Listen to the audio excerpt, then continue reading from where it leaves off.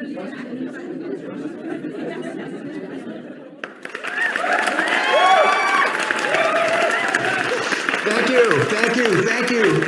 you so much. Thank you so much. And welcome to day 9, episode 9 of the Decameron Tour. Shot right here, live in the living room in Bethesda, Maryland. Got a great show for you. Got a great show. We'll talk about some work because I've been busy.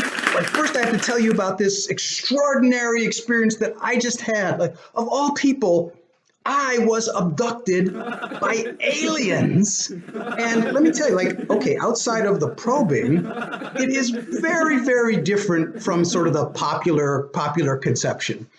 For example, the aliens they're really chatty and they're really funny.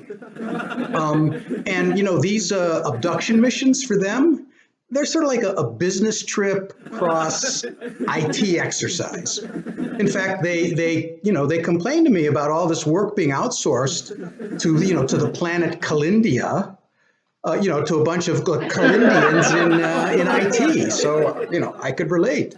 But I'll tell you one thing they really need to work on is the booking system. Now, believe it or not, this abduction mission was overbooked, right? So anyway, so I watched them like grab this guy like out of his room, kicking and screaming right out the airlock. And then they looked at me and they said, we learned that from your airlines, right? You thought they had no sense of humor.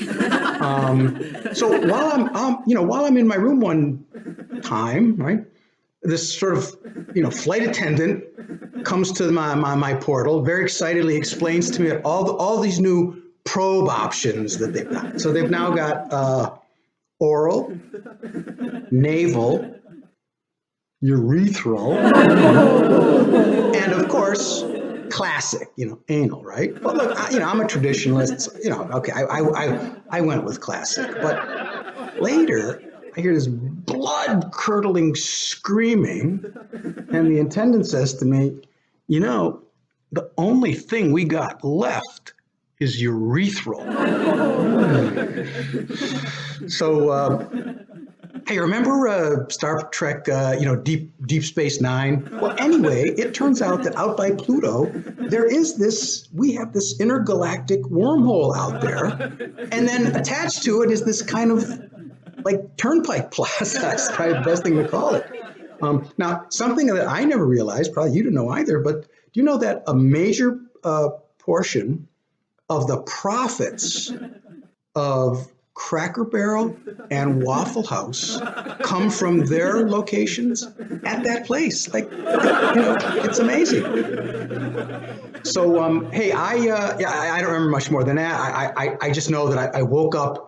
I woke up in my bed, nice touch. They had left a Waffle House coupon, on my nightstand. But anyway, I would do it all again. I would. So let me tell you about some of the work that the marketing company is getting. We get when you buy something like a car or electronics, you get pressured to buy this extended warranty, and you're never quite sure what it's for, but it sounds like a great idea at the time. Well, anyway, so we got retained by this financial services company that's looking to extend this concept to all kind of new things. So for example, like me, you'd probably pay for the extended warranty on an Arby's sandwich, right? And on a bulletproof vest. Oh yeah. And like, only a total monster wouldn't buy the extended warranty on Grandpa's new casket. So I mean, you'll be seeing extended warranties on like everything soon. Maybe even on marriages. So right, who knows? So another client we have that has retained us does these very narrowly targeted internet magazines, and they are running a feature in each of their magazines on 5 things to do if you're feeling isolated and lonely. So for example, for their Urban Girl Scout magazine. One of the things is earn your rob a liquor store merit badge, right? Circle.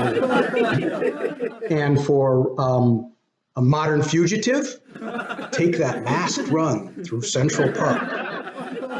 For American stamp collector, collect all 8 of the new USPS tramp stamps. Hey,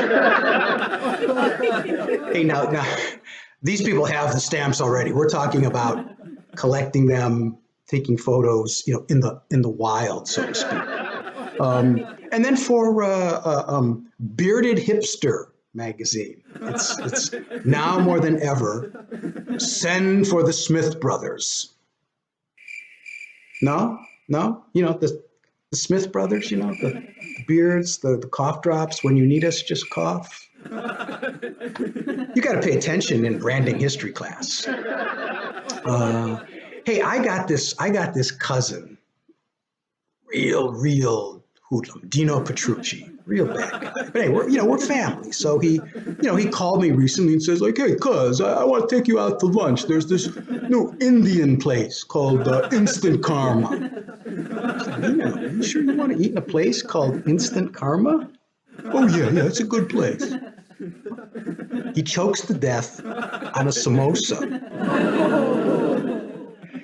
Hey, I feel some responsibility for the path that he chose, because when we were teenagers, I was feeling horrible, and I sort of like reached out to Jesus, right? And as I did, this room was just filled with like a bright light, and I hear this voice say yes, and I said, I'm feeling so like lonely, and I'm like totally like broke, no excitement in my life. And also this hand comes out of the light, and it says like, take my hand. We're gonna go rob a liquor store.